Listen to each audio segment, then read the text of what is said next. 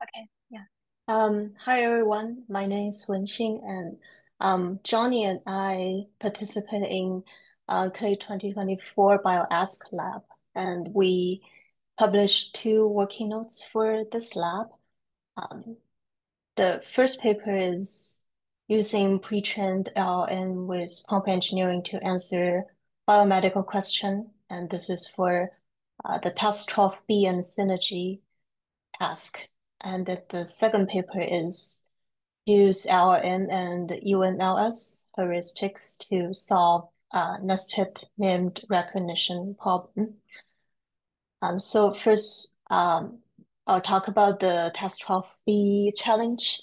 So the setup for this task is given a biomedical question, the system needs to return a set of documents and snippets from PubMed. PubMed is a database that contains more than 37 millions of biomedical literature citation and abstracts. The system also needs to generate an ideal and a exact answer to the question. And on the left is an example of the PubMed abstracts, and you can see that the snippets are is derived from one sentence from this abstract. And then for the question answering part, there are four types of questions, and yes or no list and factoid questions and summary question. Each question has different expected format for the exact answers, um, as you can see on the picture. So talking about the solution, for the information retrieval part, this is for mostly for document and snippet retrieval. We have built a two-stage information retrieval system. And for a question, we first have this query constructor, which builds a query to the PubMed engine to fetch the most relevant 10 to 30 documents. The query is generated in two different ways from LLM. And then in the second stage, we calculate a document embedding for each abstract, for each document, and then compare the cosine similarity score to do the ranking. And lastly, for each of the document, we compute a sentence embedding for each of the sentence in the document, and then select the highest the sentence with the highest score. So for the query constructor part, the two methods, the first method is keyword extraction, and then we are using a prompt to uh, to for LLM to generate this. And you can see the prompt consists of two examples, and the examples are separated by the hash symbol. And then we will concatenate the keywords generated from the LLM using the AND operator, and then send the query to PubMed. And the second strategy we tried is to directly send a question Amazon example queries to LLM, and then we will use the result query directly to query the PubMed engine.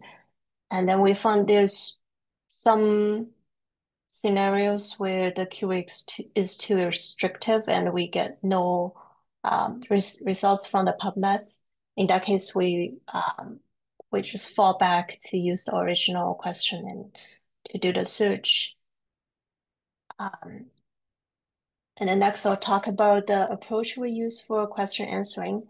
Um, the system has mostly two main parts, one for constructing the prompt and the other for parsing the LLM output.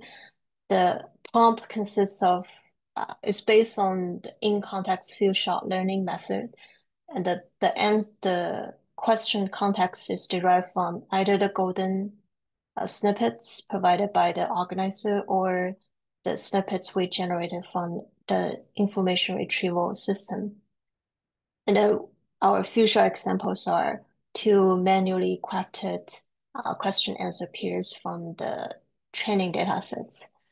For response answering, the LN outputs are validated by some sanity checks. For example, we expect the output to have ideal answers, followed by the exact answer.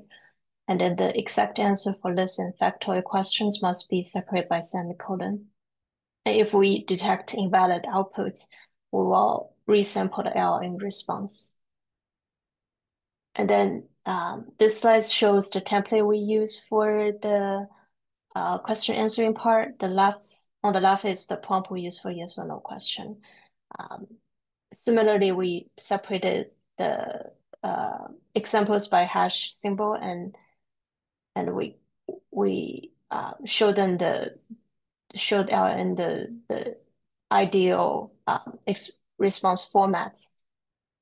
For other type of question, we use similar template with some modification to the ideal answer formation.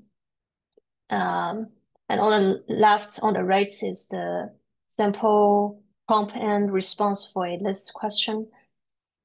So you can see the faces, the exact answers are separated by the semicolons. Now talk about the results for our experiments.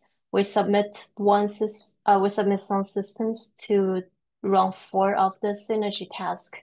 In this round, we mostly experimented with using underlying different LM models, but same algorithm for the information retrieval and the QA parts. So the models we tried are Mixtral 7B models and 47B model, Llama model, and GPT-J model. Although our performance is not as good as the top competitors, by comparing the results of our own system, we can see that the performance of system 2 and 3 are much better. 2 and 3 are from the Mixture family models. They are much better than the Llama and the GPT-J model, even though the Llama model is much bigger in size. And we can see from the QA result that system 2 is much better than system 1. Well, the difference is that the system 1 doesn't have the context, the snippet context. This shows that the importance of adding context to the prompt. And then for phase A of task 12B, this is for information retrieval system evaluation. We submit 3 systems. The first system uses ChatGPT, and the other 2 systems use Mistral model and keyword extraction. Our document map score for Mixtral model is consistent around 0.08 in 2 batches. And in batch 3, we can see the system 1 has significant improvement on map score. After we switching from GPT 3.5 to GPT-4, and we increase the number of document retrieved to 30. And we think that our system will have an even better performance if we further increase the number of document we retrieve. And then for the QA part of task 12B, we submit 2 systems, and all of them are using Mistral 47B model. The phase A system uses snippet from the information retrieval part as the context, and the system, and then the phase B system uses the golden snippets. From the result, we can see the system B, the phase B system, sorry, outperforms the phase A plus system, which just shows that the importance of having the golden snippet, which is the correct context for for the prompt is important. And in summary, for the information retrieval part, the mixture model is the best we've seen um, among all the models we have tested, and retrieving more documents in the initial retrieval stage is very important. And for the QA part, we think the context using the golden snippet as the context is very important for the accuracy. And then in terms of the future work, we are planning to compute the embeddings for PubMed in advance so that it can save our computation time. And we're also thinking about experimenting with different embedding models. And for the QA parts, we think we should try experiment with fine-tuning LM model on BioASQ data sets or other um, biomedical related biomedical data sets. And you can see the code and the link to the paper here. Um, yeah, and then next I'll talk about the NER task.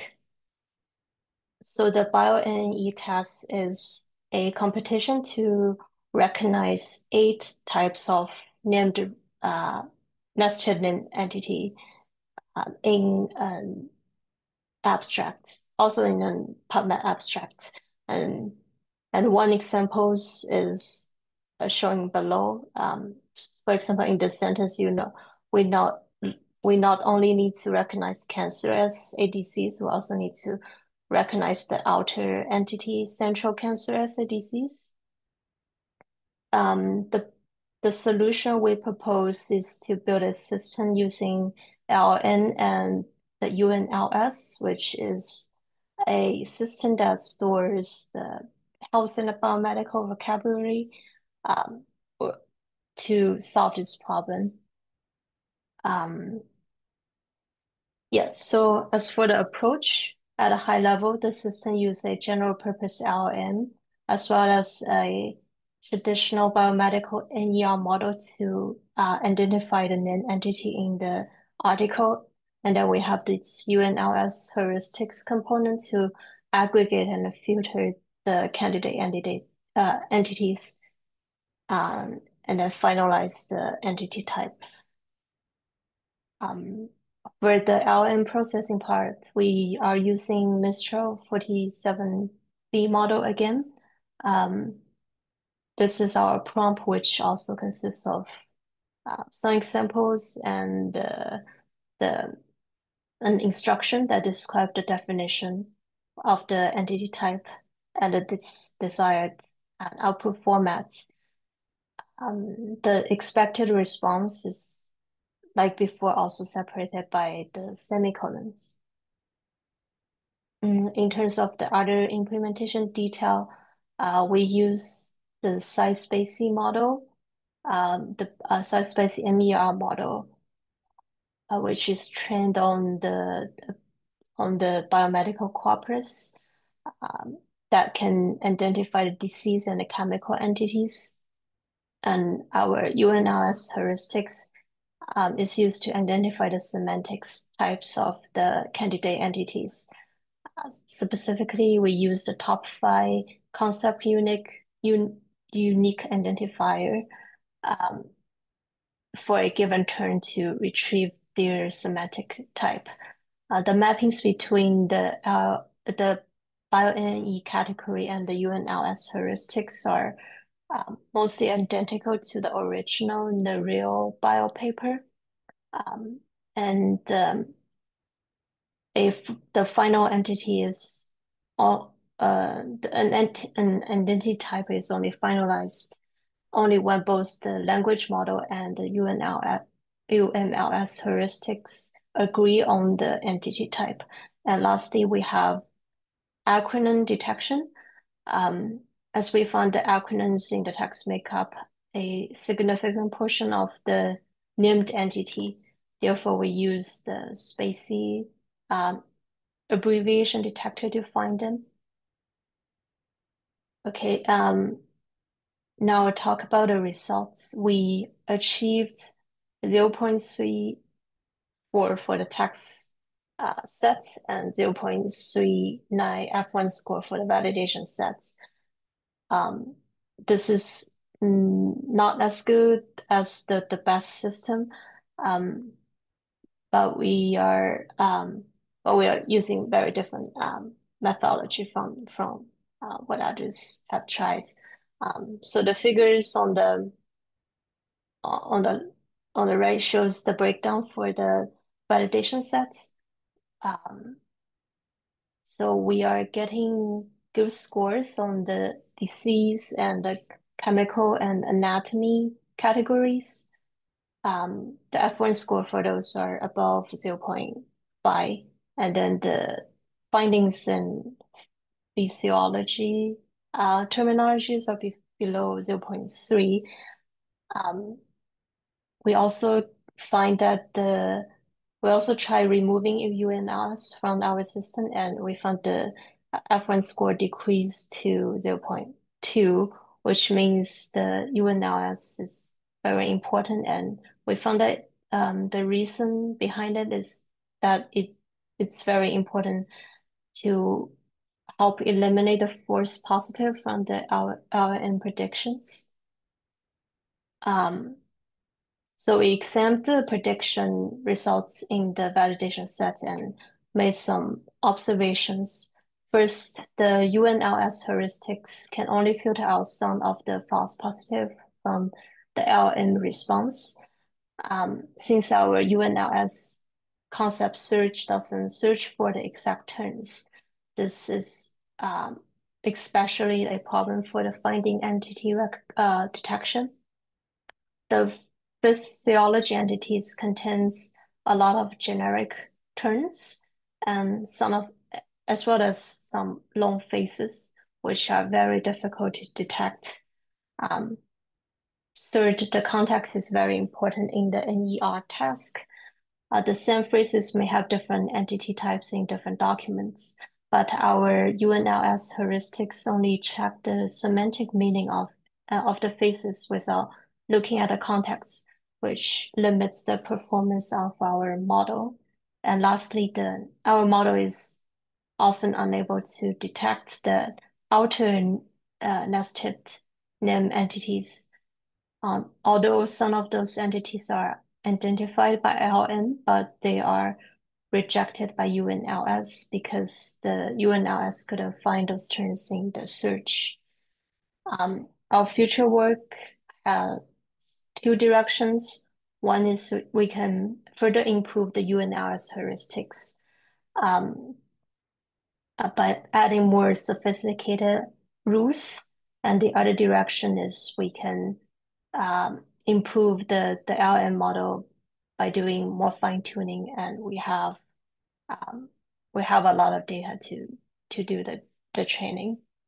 Um, yeah, so you can find the code and the paper in the links in the slides, and that's it for my presentation.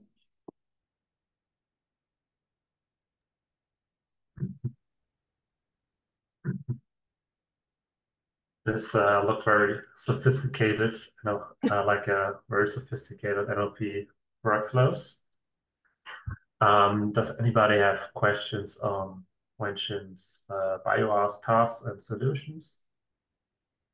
Yeah, I had a question about the first task for the question answer part. You said there was a resampling portion when the LLM can't find an answer. Do you know how often that happened? Yeah, so for the question answering parts, I didn't I didn't, yeah, I didn't calculate that. I didn't write a note for that, but uh,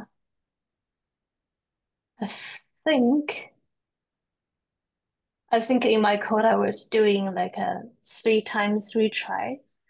Um, that's improving the accuracy, as far as I remember.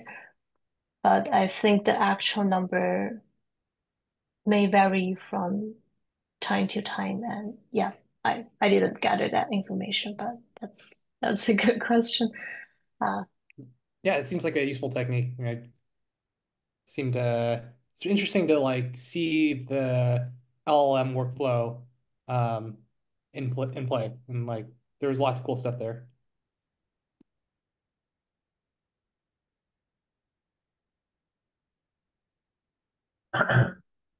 All right.